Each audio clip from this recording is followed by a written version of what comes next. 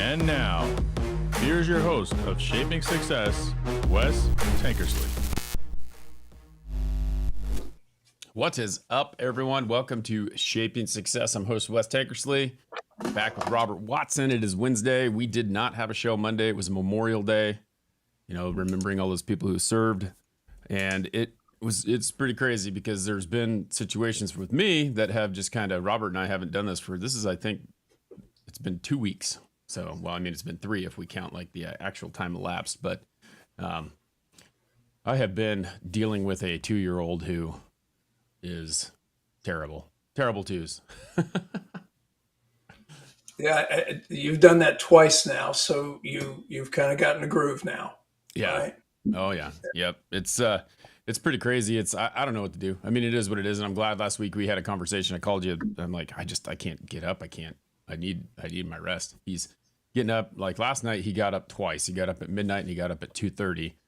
My wife went and took care of him at the midnight run, and then at 2:30, I'm like, I get up and I'm thinking about this. I'm like going, I got to do this. I haven't done this in a while. I've been thinking about things, going through some things, trying to figure out things, trying to redirect the situation, and it's just, I don't know.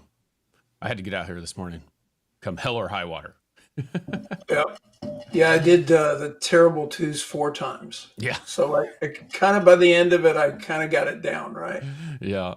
Well, it's one of those things that like you got to be a glutton for punishment, I'm guessing. I mean, I have taken care of the situation. It can no longer happen. So 2 is 2. Yeah. The funny part is twos started early for some and late for others, right? Kind of, 18 months-ish all the way out to 3 years. So yeah, and it's amazing. Yeah. In today's chapter, I'm going to kind of tie it together right now because it's called conformity. You talk about like losing weight and how there's no one size fits all for losing weight for anyone because everyone is different, right? Well, it's the same thing with kids. Like kids are so different. My daughter, no problem sleeping through the night at this age. My son, completely different. He is, Yeah. I don't know, it's a completely different animal. Yeah, that's all I can say. No, I totally get it. The idea for conformity came from number one, a TikTok that a young lady was trying to explain cringe to an old guy, which was me, of course, right? Because I didn't know what cringe was. I was like, cringe, okay, like what? So it was explaining what the colloquialism was for that generation, and I was like, okay, but when we understand how we learn, and I cover that in the book and other chapters, we learn by mimicking, right? Mm-hmm. So that heavy see one, do one, teach one mentality exists in everything we do to learn. So conformity is kind of a natural outcropping to that, which means if we learn by imitating and mimicking, then the natural response is we should be like our crowd, right? But then after we learn, we come up with some what we call authenticity, right? Which Yep. makes us uniquely us. And it's scary, especially for teenagers, right? And then it's scary for 20-year-olds, and it's scary for 30 years old. Each time or each decade that you live, it has a different fear factor associated with doing what everybody else does, right? Somebody responds badly to something, and Nikki's online, so she can appreciate this. If a guy is too forceful, he's a dick. Yep. But if a woman's too forceful, she's crazy. Uh, Okay. No, be careful because that is true, right? No, it is. It's like there's that double standard. Like if a guy is promiscuous, he's a whore. Or he's just promiscuous, and if it's a woman, she's a whore. Like it's Right. that's that fine line that you walk. Like for some reason, it's different for men than it is for women. That's the way it is. And that in that conformity thing, it is basically anytime you break outside that conformity bubble and you get into the cringeworthy side of things, right? It's different for a man than a woman, right? Yep. If a guy changes what he's wearing and all that kind of stuff, then he's being progressive. If a woman's changing it and she's showing some cleavage, then You know how that goes. Yeah. Yeah, it's back to this reason that we all kind of try to look for how we can be unique and be ourselves and stand out while still being in a crowd. Yep. And that's a very weird place for most people to be, and it's a tough spot. But the fact is the only way to be unique. The only, when I talk to my friend Wes, I don't want a clone. I want Wes. Right. I kind of know who he is, and I appreciate that. And that's one of the things that people don't understand is you are appreciated for who you are. Granted, on a big stage, it gets uncomfortable, but most of the time, what we want is simply the uniqueness of the individual. We Yeah, and that's the want their thing. unique. The uniqueness is what is interesting because what Right. makes that person tick. And it's funny. I was thinking about it as you were talking about it. I'm sitting here thinking, mimicking is one of those things that we learn. Nothing is original at this point, right? Like there's so many people who have been there, done that. I don't really think that there's an originality to anything. So everyone is taking something that someone else has done and basically making it better. And that's how my sales life has been, is like, I was trained. Well, how was I trained? I was on the job training. I walked behind my boss. I watched what he did. I listened to how he talked to someone. I went with another salesman. I listened to how he did, thought about the things that he did, what I liked, what I didn't like. And I took what I thought and put it all into one little ball of thing and became very successful in what I'm doing, where I'm cranking out, $100,000+ every 2 weeks and in sales. So it wasn't that way in the beginning, but as you hone that craft, you start to get to the point where I feel like I am now, where it's like, I'm almost kind of bored. Like it's almost too easy. What can I do to challenge myself to make this less easy? Right. Right. I've been in martial arts since I was 19 years old. So forever, multiple black belts in multiple arts. So I got a chance to work out with a friend of my son's who's a good jiu-jitsu player. He understands his game and all that kind of stuff. And so we started to square off, and he just said, "My God, what are you?" He said, because he was looking for the telltale signs of each of my craft, right? Whether it was Taekwondo, Tang Sudo, Hapkido, Ninjutsu. He was looking for one of my crafts in the way he goes, you're nothing. He said, and yet I can't read you. I can't. Well, because over time, over 40 years, all of that blended together and became me. Yep. I'm not my first instructor. I'm not my fourth instructor. I am me. And that takes a while to get comfortable with being you, right? Because you do need that mimicking. The only way to get to my, third degree black belt in Taekwondo was what? I had to do things the way the master wanted them done, right? To mimic him, right? But eventually I became me. That's 40 years. Not 40 days. That's 40 years. How do you not get confused if you've got, because like when you say, I don't know that people, maybe I'm misinterpreting it, but I feel like the degrees of a black belt, right? It's like you said, there's all the different martial arts mixed together. So you got to remember how to do each one, right? Well, you do. And what happens is they're both hard and soft styles. So a block in one, like a block in Hapkido, is different than a block in Taekwondo. And so you literally can seamlessly and strangely enough can literally manipulate your partner because we call it a form of what's called randori. What you're doing is you're basically blending with your partner. You're not trying to hurt the person you're sparring with. Right. You're trying to enjoy the sparring match and trying to be safe. Mm-hmm. And so what you're trying to do is you're trying to manipulate them so that they can see what's coming, right? Enough to be able to not get hurt. And so that it becomes a process of almost like dancing with somebody. I was about to say dancing. That's what it sounded like to me. It's very much like dancing. The only difference is there's fists and, feet and all kinds of things coming at them. And they're being thrown. And you just have to give enough of a signal, right, to them so they know how to move. Yeah, it reminds me of the Sherlock Holmes movie when he's like talking in the beginning, like right in the beginning when Robert Downey Jr. goes through the whole process of what he's going to do and then he does it. Right, right. Yeah, it's really pretty cool. And so this all comes back to the idea, and I forget more stories than I remember, but it's but the whole cringe thing was because I was so impressed with the way she put her dialogue together in the TikTok that I was like, wow, that was really good. It was really succinct. It was really inspiring, and it really spelled out what we needed to do to be original, right? When we would be really, really proud of ourselves in the end. And I saw this quote the other day that I hope the you in 10 years is proud of the you now. Right. Okay. That's deep when you think about that.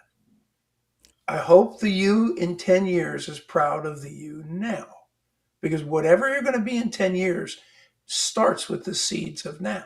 Right.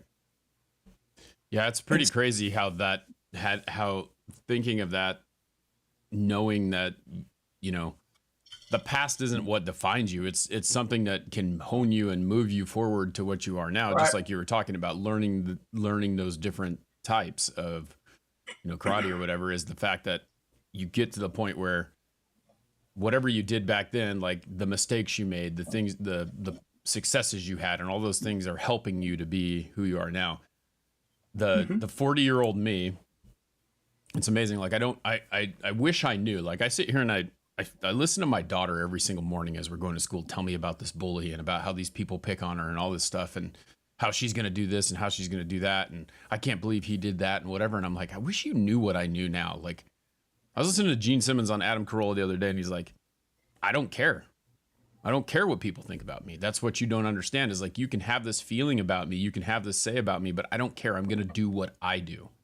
It's not about what other people are doing. It's about being the best person that you can be. And if I could have figured that out when I was, 15, 16, 17, 10, like she is, I would have been in a way better spot than I am now. And that's why I keep trying to tell her that.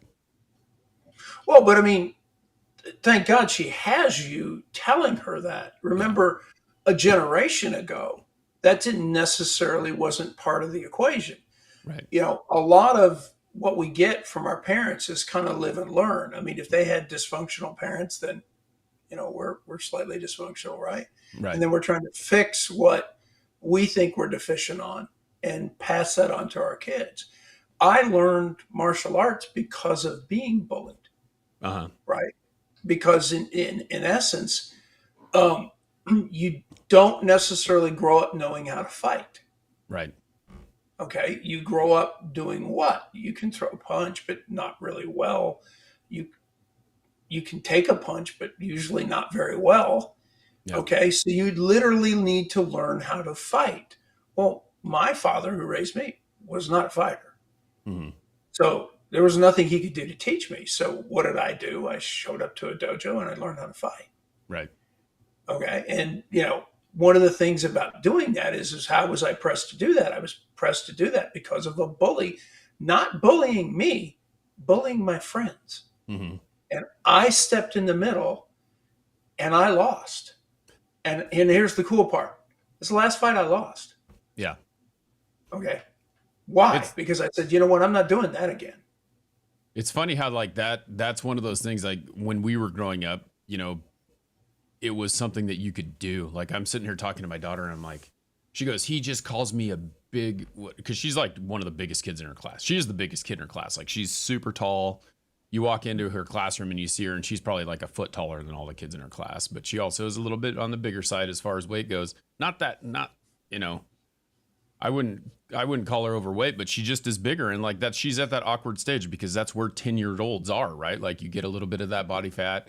As you start to get taller, you stretch out, you get to that point where you kind of slim down and all that stuff. And she's in that awkward stage. Well, there's this little punk kid who is skipped a grade. He's probably a foot and a half shorter than her. Little girly voice. She always talks about it. It's kind of funny. And he just picks on her constantly. And he's a bully and he's this and that. And I just want to say, you know what? When he says something, just punch him in the face. And yesterday, I want to say that, but I can't because if I do, she's going to get in trouble. Yeah. But it would shut him up, right? But we would always sit there, and the thing that we would do was we would figure out how to hurt that person more than they were hurting us. So if they were calling us ogre, we'd like this kid. I told her yesterday, and then I walk back because I mean what comes out of my mouth. I say it, and then I'm like, you can't say that, because if you do say that, you're probably going to get in trouble. And I don't need a phone call because I was an idiot and I said to tell it. I was like, just call him a little person, you know? And I didn't say little person, but I was like, you know, call him an Oompa Loompa. He, like, hurt him back the way that he's hurting you. And he can't, I mean, that's where you win, right? Is when you say something that they have no answer to. But she has a kind heart because she's been taught that way. Like, we've been taught to be compassionate to people. And that was the difference between everyone else, is we would just sit there and go after. We would fight. We would do those things. And now, like, it's not the same thing. We can't do it. We can't defend ourselves anymore. Right. No, it is a very different world. It's funny because, you know, as I went to teaching martial arts, of course, I had, kids classes, right? So this little guy, and he was, we'll call him Husky, right? Uh-huh. Not fat, Husky, little guy, right? Was really, really talented. He had reached brown belt, okay, and red belt, depending on which art you're in. And so he's really pretty good. And so he was 12, 11, and a 13-year-old was picking on him. Yeah. Well, the 13-year-old laid hands on him, which was not a smart thing to do. Right. Because this kid was actually fairly talented, right? And of course, he, you know, just sidekicked the kid to the other side of the playground. It wasn't pretty.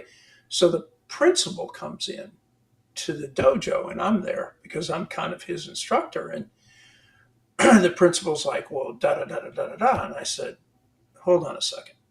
You got a kid who's a head taller than this boy. Attack him. And you're trying to tell me that he's not supposed to defend himself? Right. He's going to what? Run, go get a teacher? No, he's going to defend himself. Which, the thing that's funny about that is that teachers don't do anything about it anymore. Like, they don't, like, it's just like you said, it's that situation. Now this teacher is coming to you because a kid that was picking on the other kid, and because you train them, right? It's not like, hey, I'm not teaching you to go have a fight. I'm teaching you, if someone comes after you, it's going to be a defense mechanism to stop them from doing something to you. So now you can't defend yourself. I went through the same situation in high school. I had a kid trying to punch me in class. I was bigger than him. I grabbed him. I put him on the ground. And had I not cussed in the principal's office explaining why I was defending myself, I probably wouldn't have got suspended for 2 days. Well, yeah, but I mean, the reality is that they've created in some cases a culture where, you know, the old days, it was seriously, is they got out the boxing gloves, they went to the gym, and you just handled it. Right? Because you needed to get rid of the problem, and it needed to not be done in a childish way or some kind of, you know, it just needed to be handled. Everybody would move on. Right. And asking somebody not to defend himself is ridiculous. Yep. You know, that's a culture that's trying to institutionalize institutions for solving problems. Right. And the reality is we solve our problems interpersonally, right? Yeah. We don't need an institution to insert in our marriage. We actually need to solve our problems interpersonally. Right. These are kind of some of the problems that you see in a liberal democracy is the understanding that the institution is kind of almost the higher order and higher authority. And the reality is no, not necessarily. That doesn't really, and the school board's not necessarily the first person to deal with this kind of issue. It really needs to be dealt with one-on-one. Right. And then put to bed, right? So that it doesn't continue. But bullies are bullies, right? And if you don't back a bully down, they continue. Yeah, well, and they're just looking for that fuel. That's all they're doing. Once they get, and that's what I try to explain to her multiple times, because I mean, it's easy to say it, and I know because I get in my head about stupid stuff all the time, and I allow that stuff to bother me, which I shouldn't, but I know in my mind that I shouldn't. Like, I think that's the difference. Like, kids don't get it. They don't understand that even though they're saying it. That little shit is just trying to get a reaction out of her. That's what he's doing. That's why he's doing what he's doing. And so when she reacts, he gets what he wants. And so he gets what he wants. He's going to go after it again and try and get another reaction because that's what he's trying to do. And she can't walk away, or can't like say whatever. So then she lets it work on her, and then it becomes this emotional problem, right? So it's tough. Yeah, it's even more difficult because, of course, what a bully is satisfying is the dysfunction they have in their life. They're fairly miserable, and it makes them happy to make other people miserable. Right. Because the reality is, you and I both know that, you can be playful in teasing other people.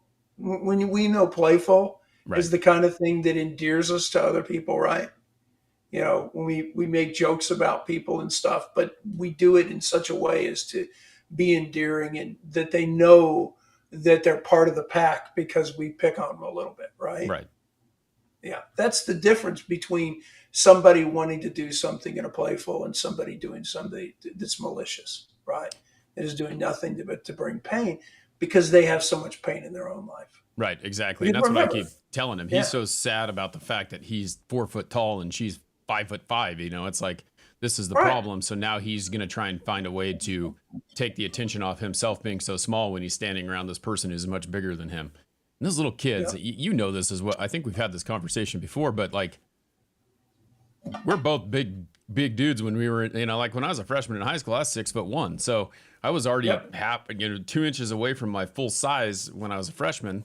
And you had the kids that were, 5 foot, they're trying to prove a point. Like they're the ones who are trying to come after you because if they can beat up the big guy or they can make the big guy look bad, they're going to look bigger themselves. And it doesn't work that way. But as the big guy, you have to kind of step back because if you go after that kid, then all of a sudden now you're the bully because you're bigger and you doesn't matter if you're defending yourself. You shouldn't be defending yourself against that guy who's just trying to make you look like shit. Well, and the weird part too is I know people don't understand this, but we don't know how big we are.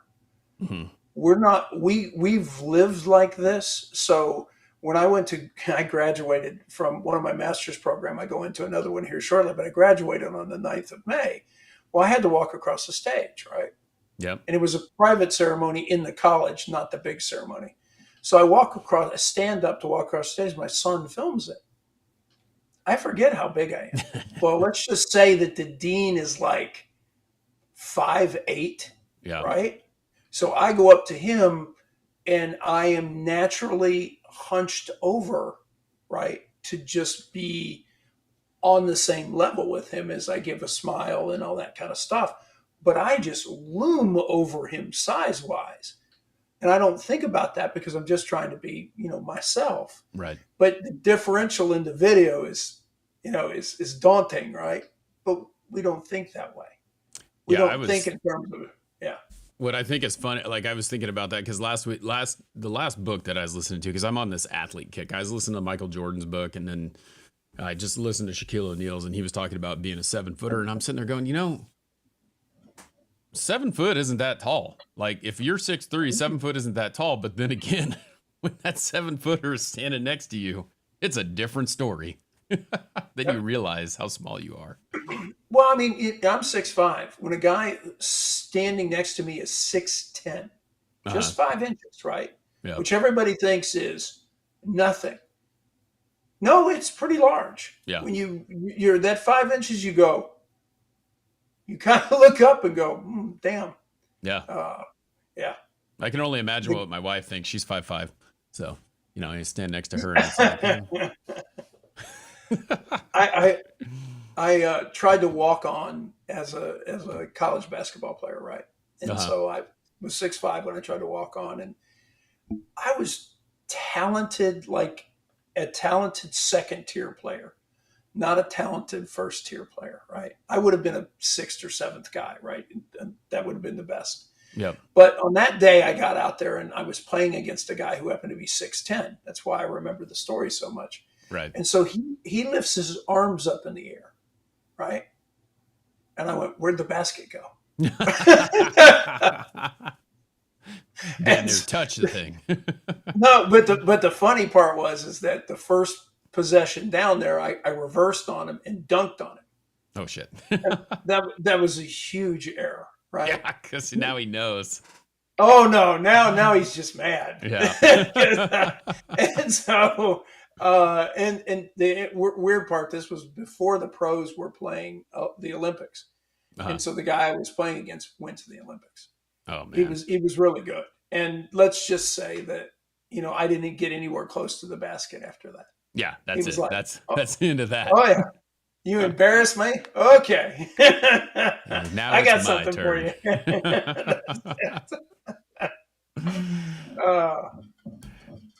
Well, great topic. I enjoy it. We've been talking. We'll talk a little bit more. We might have an announcement here, or we will have an announcement here at some point. But I'm trying to figure this out, kind of do a little rebranding and decide what we're going to move forward with the podcast. It's going to continue to go. What that capacity looks like, we're working on, and we're halfway through the book.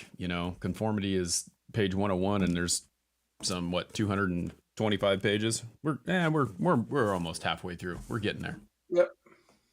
So we'll be working on that. I look forward to bringing some more topics to you guys. I appreciate y'all being here. I appreciate the Patreons, Nikki, Anna, our TikTok subscribers. We've got all over there too.